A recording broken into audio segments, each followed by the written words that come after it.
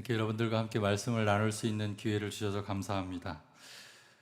저는 미국 샌프란시스코에서 홉 UMC라는 교회를 목회하고 있습니다. 한국에서 안수를 받았고 목회를 하다가 공부를 좀 더 하고 싶어서 14년 전에 미국으로 유학을 떠났습니다. 학교를 졸업하고 자연스럽게 미국에서 목회를 이어가게 됐어요. 10년 동안 한국 이민교회만 목회를 했는데 3년 전에 처음으로 미국인 회중교회에서 목회를 시작하게 됐습니다.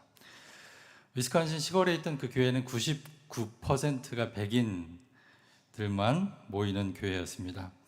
거기서 안 되는 영어로 설교하느라 고생을 좀 했습니다. 때로는 알아듣기 힘든 발음으로 설교를 했을 텐데 그런 설교를 잘 들어주신 교인분들이 참 존경스러웠습니다.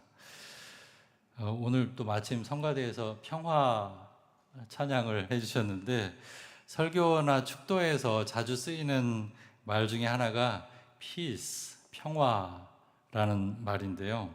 어느 날 제가 peace be with you 라는 이렇게 주님의 평화가 함께 하시기를 빕니다 라고 축복을 빌어주고 예배를 마쳤는데 한 교인이 조용히 다가와서 피스 발음을 피스 이렇게 길게 해야 한다는 겁니다. 너가 한 것처럼 피스 짧게 발음하면 오줌을 누다라는 뜻이 된다는 거죠. 그래서 내가 무슨 축복을 지금 빌어준 건가 깨닫고 무척 당황스러워했던 기억이 있습니다. 그렇게 조금 적응하나 싶었는데 지난 여름에 새로운 교회로 목회지를 옮기게 되었습니다. 이 교회는 교인들 구성이 아주 다양합니다. 백인들뿐만이 아니라 흑인분들도 계십니다. 특히 남태평양 지역의 그 섬나라인 사모아에서 이주해 오신 분들이 많이 계십니다. 또 필리핀, 태국, 중국에서 이주해 오신 아시안 분들도 계십니다. 제가 유일한 한국인입니다. 미국인 교회지만 이전 교회와는 전혀 다른 교회입니다. 새로운 교회 설교하면서 제가 어느새 백인 회중에 익숙해진 설교를 하고 있구나라는 것을 새로운 교회에 가서 알게 됐습니다. 백인분들은 제 설교에 반응을 좀 하는 것 같은데 다른 인종의 분들은 아직 잘 모르겠더라고요. 제가 그분들을 좀 더 알아가는 시간이 필요하지 않나 생각을 하게 됐습니다. 그렇게 영어 설교에 조금씩 적응을 해가고 있는 중인데 오늘은 제가 정말 오랜만에 한국말로 설교를 해야 됐습니다. 준비하면서 글을 쓰는데도 어색했는데 말은 또 어떨지 모르겠습니다. 그래도 저와 여러분들에게 꼭 필요한 하나님의 말씀으로 들려지기를 바랍니다. 저는 이번에 장인 어른의 장례를 치르기 위해서 한국을 방문했습니다. 공항에서 바로 장례식장으로 가서 가족들과 함께 슬픔을 나누고 예배를 인도하고 손님들을 맞이했습니다. 화장을 하고 장례식장 바로 옆에 있는 납골당에 장인어른을 모셨습니다. 그렇게 한 주를 보내고 지금은 저희 부모님과 함께 시간을 보내고 있습니다. 저희 아버님께서는 7년 전에 완치됐던 암이 재발하셨고 지금은 무척 그 암이 진행이 된 상태입니다. 그 후유증 때문인지는 모르겠지만 한쪽 다리가 부어올라서 제대로 걷기를 힘들어 하십니다. 병원을 오가는 것도 힘들고 또 집안에 보니까 약이 정말 한가득이더라고요. 저에게 싫은 내색 한번 안 하시고 늘 인자한 웃음으로 맞이해 주셨던 장인 어른은 이제 이 세상에 계시지 않습니다. 그렇게 건강하셨던 아버지는 뼈만 남은 앙상한 몸으로 허리가 축 처진 채 TV 앞에 앉아 계십니다. 삶이 한 찰나 같다는 생각이 듭니다. 죽음이 멀지 않게 느껴지고 삶과 죽음이 종이 한 장 차이 같이 느껴지기도 합니다. 돌아가신 장인어른께 좀 더 따뜻하게 한 번이라도 더 애정 표현을 해드릴 걸 하는 후회스러운 마음도 들고 제 아버지와도 남은 시간을 어떻게 보낼까 하는 그런 고민도 하게 됩니다. 삶은 유한하고 모두에게 선물처럼 주어져 있는데 어떻게 사는 것이 잘 사는 길일까 생각이 많아집니다. 또 살아온 날이 쌓여갈수록 삶이 단조롭고 지루하게도 느껴지기도 합니다. 새로움은 줄어들고 익숙함을 더 자주 느끼죠. 익숙해지고 무뎌질수록 삶의 기쁨은 줄어듭니다. 그럴수록 내가 잘 살고 있는 건가 하는 회의가 밀려옵니다. 어떻게 하면 죽어있는 내 삶의 감각을 깨울 수 있을까? 하나님에 대한 경외감을 회복하고 삶을 더 의미 있게 살아갈 수 있을까? 오늘 함께 나누는 말씀에서 그 실마리를 찾을 수 있기를 바랍니다. 성경에 나오는 인물 중에서 야곱만큼 다이내믹한 인생을 살았던 인물이 있을까 싶습니다. 야곱은 출생부터 평범하지 않았죠. 그는 쌍둥이 형 에서의 발 뒤꿈치를 잡고 태어납니다. 이것은 그의 파란만장한 생을 예고하는 하나의 에피소드입니다. 과연 그 출생처럼 야곱은 형에게서 큰 아들의 권리를 빼앗고 아버지를 속여서 형에게 돌아가야 할 축복도 가로채죠. 그런데 큰 아들의 권리를 빼앗고 축복을 받으면 잘 풀릴 줄 알았던 야곱의 인생은 꼬이기 시작하죠. 형 에서는 원한을 품고 동생 야곱을 죽이려고 합니다. 야곱은 이런 형을 피해서 집을 떠나서 도망자 신세가 되죠. 도망자 신세가 된 야곱은 정처 없이 길을 떠납니다. 그러다 하란으로 가는 길 어디쯤인가에서 해는 저물고 하룻밤을 지내게 되죠. 마땅히 몸을 누일 곳도 없어서 길에서 돌 하나를 주어서 베개 삼아 잠이 듭니다. 잠을 자려고 누우니 밤 하늘에서는 별들이 쏟아지고 있었습니다. 도망자 신세가 된 자신의 처지를 보면서 야곱은 한탄했을 겁니다. 그렇게 잠이 들었고 야곱은 꿈을 꿉니다. 꿈에 보니까 땅에 층계가 있습니다. 그 층계의 꼭대기는 하늘에 닿아 있습니다. 하나님의 천사들이 그 층계를 오르락 내리락 하고 있습니다. 주님께서 그 층계 위에서 야곱에게 말씀하십니다. 나는 내 할아버지 아브라함을 보살펴준 하나님이고 내 아버지 이삭을 보살펴준 하나님이다. 내가 네 조상들을 보살폈던 것처럼 너를 지켜줄 것이고 내가 지금 누워있는 이 땅을 너와 네 자손에게 주겠다. 야곱이 이 꿈에 대해서 이야기하는 장면이 나중에 창세기 35장과 48장에 나옵니다. 이때 말하는 이야기를 들어보면 이것은 꿈이 아니라 실제로 하나님을 만난 경험이었습니다. 야곱이 깬 후에도 보면 꿈에서 만난 하나님에 대해서 말하는 것이 아니라 실제로 만난 하나님에 대해서 이야기하고 있습니다. 야곱에게 있어서 이 경험은 실제였습니다. 분명히 잠이 들었고 꿈을 꾸었습니다.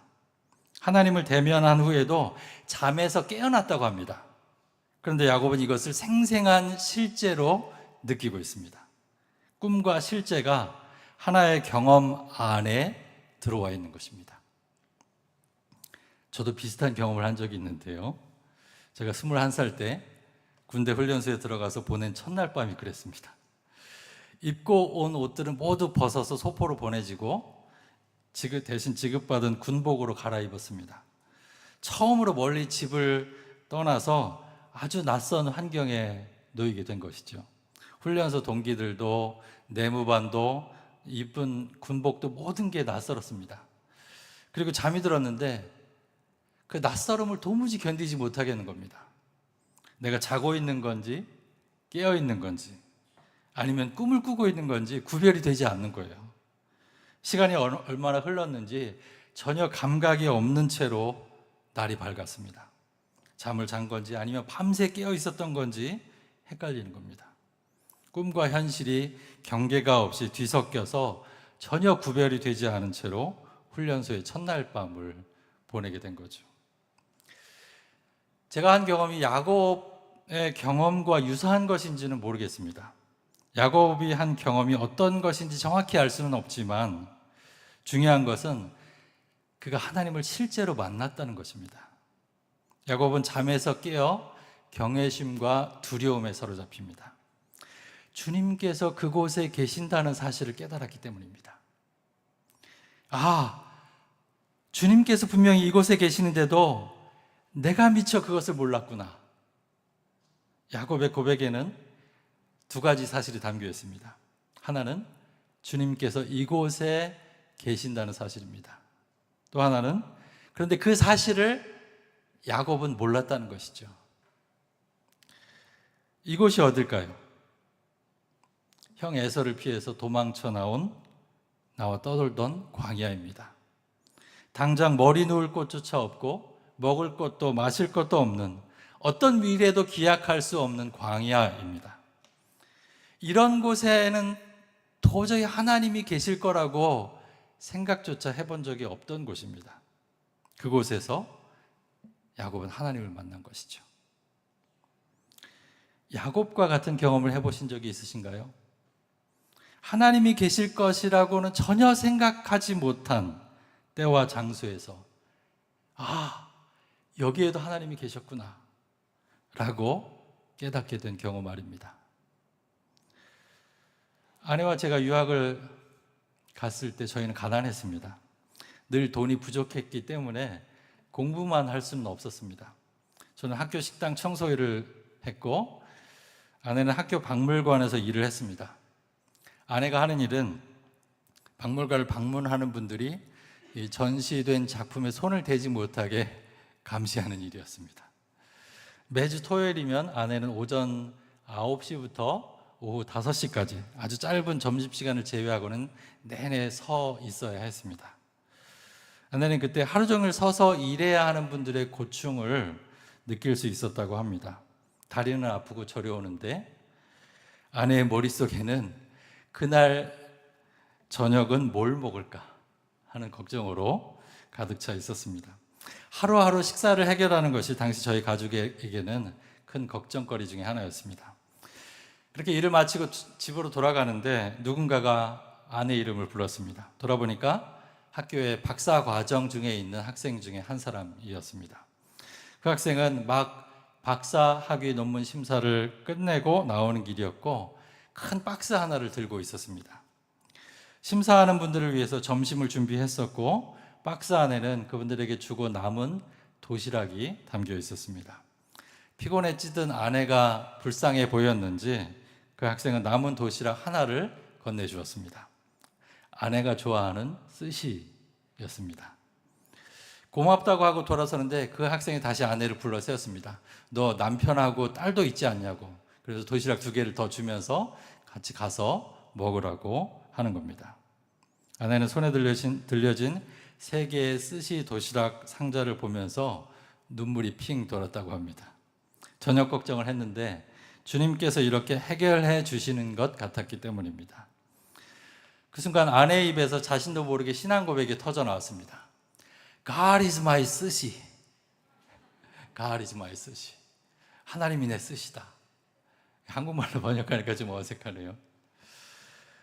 아내는 그 순간에 자신의 필요를 알고 돌봐주시는 하나님을 경험한 겁니다. 단순히 필요했던 것을 채워주시는 것이 아니라 자신을 찾아오신, 스시로 찾아오신 하나님을 만났던 것이죠. 하나님을 경험하는 것이 어려운 이유 중에 하나는 거룩한 것과 세속적인 것을 구별하는 편견 때문입니다. 교회와 세상을 구별하고 예배와 생활을 자꾸 분리합니다. 교회는 거룩한 것이고 세상은 세속적인 것이라고 생각합니다. 예배는 하나님을 만나는 시간인 반면에 그 외의 일상의 시간들은 하나님과 상관없는 시간들이라고 생각을 합니다. 하나님을 배제한 채 이야기하는 무수한 세상의 뉴스와 드라마들을 보다 보면 자연스럽게 그런 생각에 젖어들 수밖에 없습니다. 하지만 하나님은 그런 구별을 넘어 계십니다. 하나님은 우리의 신앙이 이 교회라는 공간을 넘어서서 작동하기를 바라십니다. 우리가 주일을 구별해서 지키는 이유는 나머지 6일을 모두 주일, 즉 주님의 날처럼 살도록 하기 위해서입니다. 우리가 이렇게 모여서 예배를 드리는 이유는 우리의 모든 생활이 주님께 예배드리듯이 살도록 하기 위해서입니다. 10의 1을 구별해서 드리는 이유는 나머지 10의 9도 주님께 드리는 예물처럼 거룩하게 사용하기 위해서입니다. 나머지 10의 글을 내 마음대로 쓰기 위해서가 아니라는 것이죠. 모든 신앙의 행위는 우리가 살아가는 일상을 향해서 있습니다. 신앙생활이라는 말을 저는 신앙은 생활이다 라는 뜻으로 읽습니다. 종교생활을 넘어서 신앙생활을 해야 합니다. 거룩한 것과 세속적인 것에 대한 편견을 거둔다면 더 많은 시간과 공간 속에서 하나님을 경험하면서 살아갈 수 있을 것입니다. 하나님을 경험하는 것이 어려운 또 한 가지 이유는 우리의 영적인 감각이 무디기 때문입니다. 하나님은 처음부터 거기 계셨지만 야곱은 하룻밤을 지내고서야 뒤늦게 깨닫고 있습니다. 하나님이 안 계셨던 것이 아니라 야곱이 그 사실을 깨닫지 못하고 있었던 것이죠. 하나님이 안 계신 것이 아니라 우리의 감각이 둔하고 무디기 때문에 그 사실을 깨닫지 못하고 살아가는 것이죠. 제 딸아이가 처음 바깥 산책을 나갔던 날을 저는 아직도 생생하게 기억하고 있습니다. 아마 첫 돌이 지난 봄쯤이었을 겁니다. 겨울 내내 주로 집에서 지냈고 가끔 밖에 나와도 감기 걸릴까 싶어서 아주 칭칭 동여매고 바깥 구경을 다녔던 것 같습니다. 그런데 그날 처음으로 신발을 신겨서 아파트 단지 안에 풀어 놓았습니다. 자기 걸음으로 처음으로 세상 구경을 마음껏 하게 된 것이죠. 우선 걸음걸이부터 달랐습니다. 그냥 걷는 게 아니라 양팔을 좌우로 흔들면서 으아 소리를 지르면서 달리는 거예요. 모든 게 신기하게 보였던 겁니다. 눈에 보이는 모든 것들을 주시해서 보고 마주치는 모든 사람들에게 관심을 보였습니다. 지나가는 아이들을 만나면 그 앞에서 한참을 서 있기도 하고요. 벤치에 앉아서 쉬고 계시는 할머니에게 다가가서 얼굴을 마주보고 한참을 바라보고 있기도 했습니다. 길가에 핀 꽃도 지나가는 차도 거리에 진열되어 있는 어떤 사물들도 그냥 지나치지 않았습니다. 저에게 새삼스러울 것 없는 것들을 신기하게 바라보는 제 딸을 저는 신기하게 바라보고 있었습니다. 그때 들었던 생각이 내가 보는 모든 것들을 저렇게 바라볼 수 있다면, 내가 만나는 모든 사람들을 저렇게 주의 깊게 대할 수 있다면, 그 안에 깃들어 있는 하나님을 만날 수 있다면 참 좋겠다라는 생각이었습니다. 딸아이 시선을 통해서 내 눈에 죽어있던 사물들과 스쳐 지나가는 사람들이 새로운 의미로 되살아나게 된 것입니다.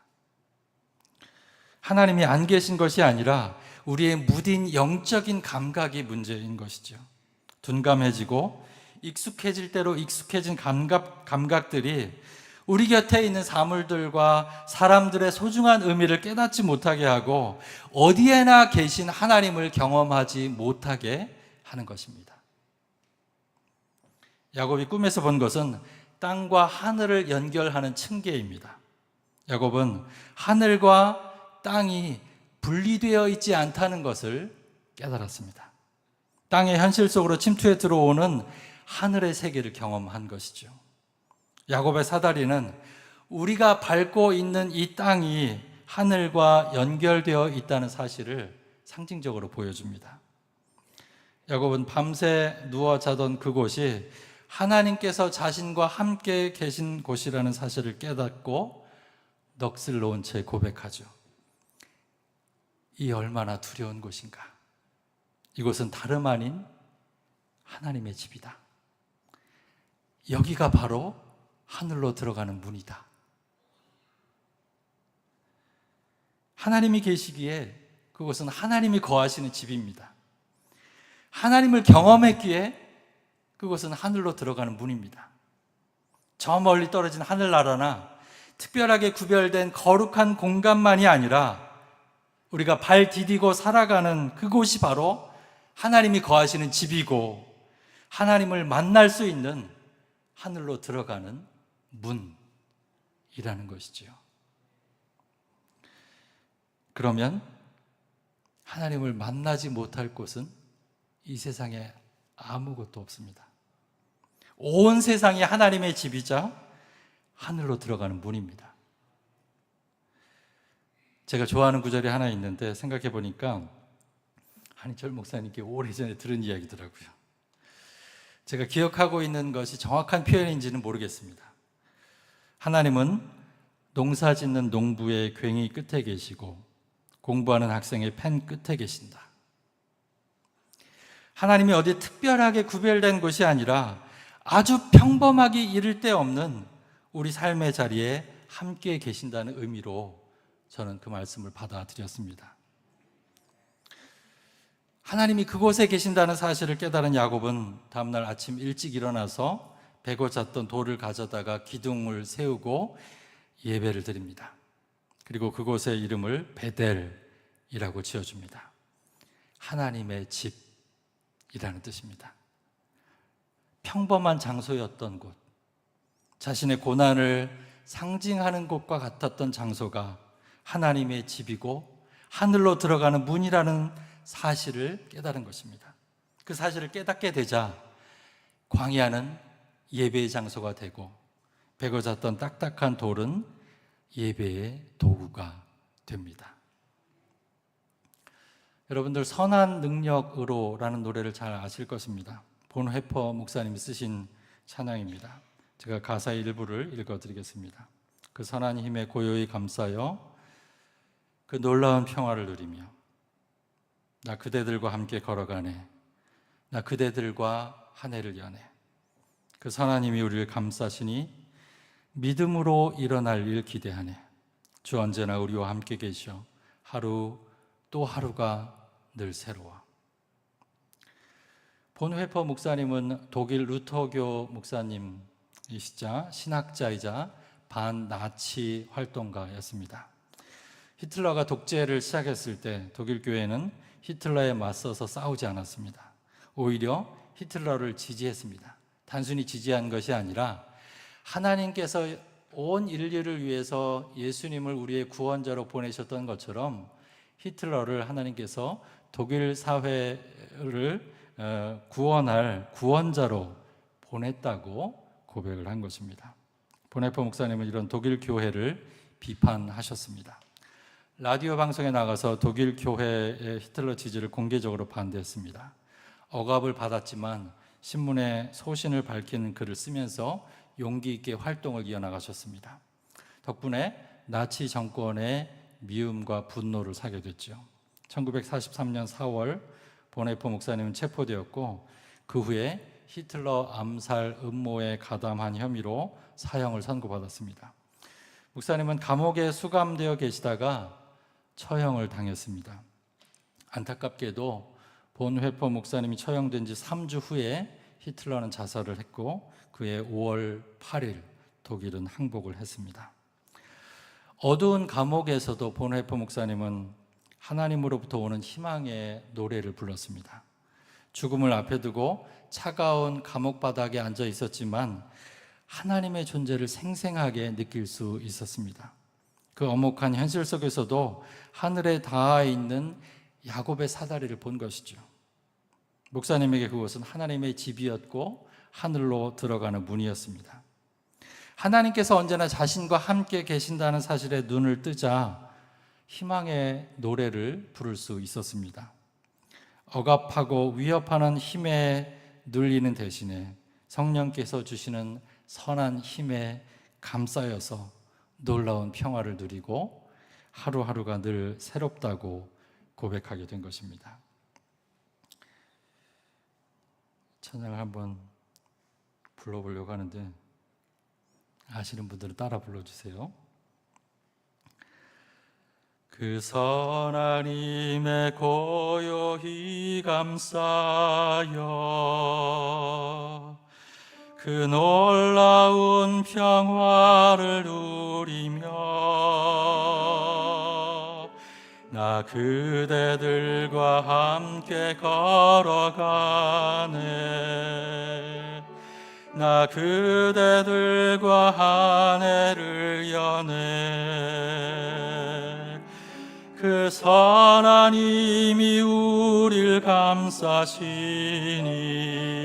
믿음으로 일어나릴 기대하네. 주 언제나 우리와 함께 계셔 하루 또 하루가 늘 새로워.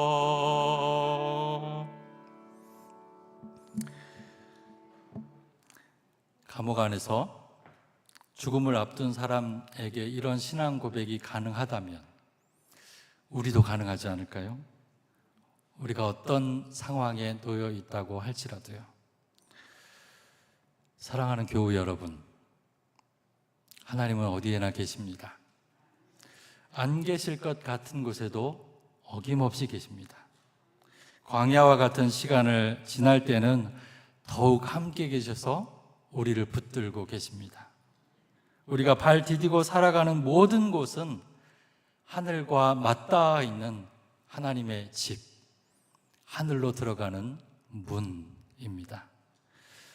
그렇게 일상 속에서 하나님에 대한 경외의 감각을 회복할 때 삶은 더 이상 단조롭거나 익숙해지지 않을 것입니다. 매 순간을 하나님께서 주신 선물로 여기고 신성한 시간으로 여기면서 삶의 충만함을 누리면서 살게 될 것입니다. 삶의 모든 시간에 하나님을 만나고 모든 자리가 예배의 자리가 되는 은총을 누리시기를 주님의 이름으로 기원드립니다.